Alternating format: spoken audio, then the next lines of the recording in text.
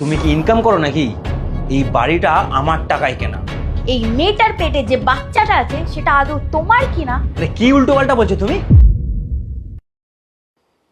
এটা কে পবিত্র? এটা আমার বাচ্চার মা। কি? এটা তোমার বাচ্চার মা? আমি তো তোমার ওয়াইফ। তুমি এসব কি বলছো উল্টো পাল্টা? আমি ঠিকই বলছি। এতদিন আমাদের বিয়ে হয়ে গেল, কই একটা তো বাচ্চা দিতে পারলে না, আবার নিজেকে তুমি ওয়াইফ বলছো। তুমি আমার ওয়াইফ ছিলে, এখন একে আমি ওয়াইফ হিসাবে বেছে নিয়েছি। তুমি কি পাগল হয়ে গেছো পবিত্র? কি উল্টো পাল্টা কথা বলে যাচ্ছ তখন ধরে? তুমি নিশ্চয়ই আমার সাথে ইয়ার্কি করছো। তোমার কি মনে হয় আমি ইয়ার্কি করছি? তুমি এই বাড়ি থেকে এখনই বেরিয়ে যাবে। কোথাও যাব না আমি। এই বাড়িটা আমার। তোমার? তুমি কি ইনকাম করো নাকি? এই বাড়িটা আমার টাকায় কেনা। ইনকাম না করলেও এই বাড়িটাকে আমি নিজের হাতে সাজিয়েছি। এই বাড়ির প্রত্যেকটা কোণা আমি নিজের মতো করে গুছিয়েছি। এই বাড়িটাতে যতটা তোমার অধিকার আছে ততটাই আমারও অধিকার আছে। এই শোনো, ইমোশন দিয়ে কিছু হয় না, বুঝলে? দলিল দেখলেই প্রমাণ হয়ে যাবে এই বাড়িটা কার। আর এই বাড়িটা আমি আমার বাচ্চার মাকে দেবো, মানে আমার নতুন ওয়াইফ রিয়াকে। বাহ পবিত্র বাহ, এই বাচ্চাটাই তোমার কাছে সব কিছু হলো, আর আমি আমি তোমার কাছে কিছুই না। না, তুমি কিছুই নয়।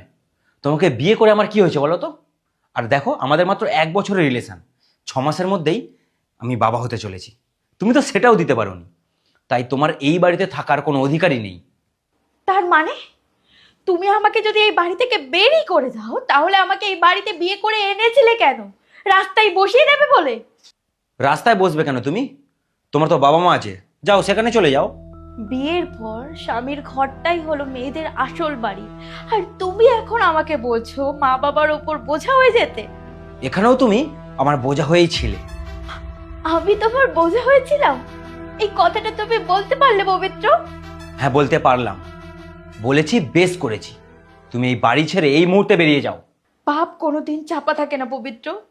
এই পৃথিবীটা গোল, আর যে কষ্ট তুমি আমাকে দিচ্ছ তার দ্বিগুণ কষ্ট তোমাকে ভোগ করে যেতে হবে এই জন্মে। ভগবান আছে পবিত্র, ভগবান আছে। আরে যাও তো, শকুনের অভিশাপে কোনোদিন গরু মরে না। ঠিক আছে পবিত্র, আমি চলে যাচ্ছি। তবে ভগবান বলে যদি কেউ থাকে তাহলে এই শাস্তি তোমাকে ঠিক পেতে হবে, ঠিক পেতে হবে।